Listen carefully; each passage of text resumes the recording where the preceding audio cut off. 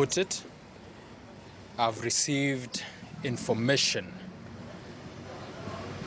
that a county commissioner, Mr. Kello Asama, has sent a hitman to come for me.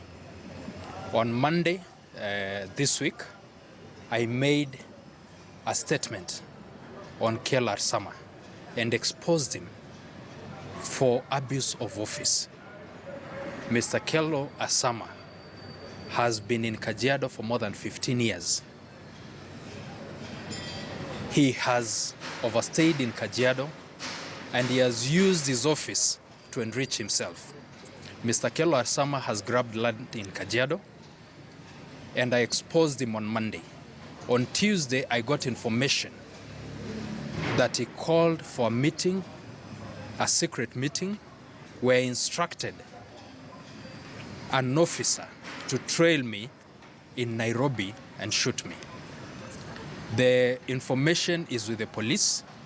This information is from a confidential source, and we are asking the police to quickly investigate this matter. We've heard before people recording statements on threats to their lives, and police do nothing about them until this person is actually killed. We are telling Jubilee, we will continue fighting for our people. We will not be cowed.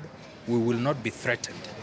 As a member of parliament, my oversight responsibility, my representation to the people of Kajiado Central shall not be intimidated by anybody. I will continue to fight anybody taking advantage of my people in Kajiado Central. And Mr. Kello Asama has in many ways taken advantage of the people of Kajiado County. And this I've exposed on Monday, and the members of press can access that information. I made a statement on Monday, and he's fighting back. But we are telling Kello, we are ready for you. We will not stop. This fight has just begun. Mr. Matiang'i, in charge of security, we want him to quickly take up this matter and investigate. And while investigations are going on, Kello Asama should be transferred out of Kajiado. If he is not, we will evict him out of office. Thank you.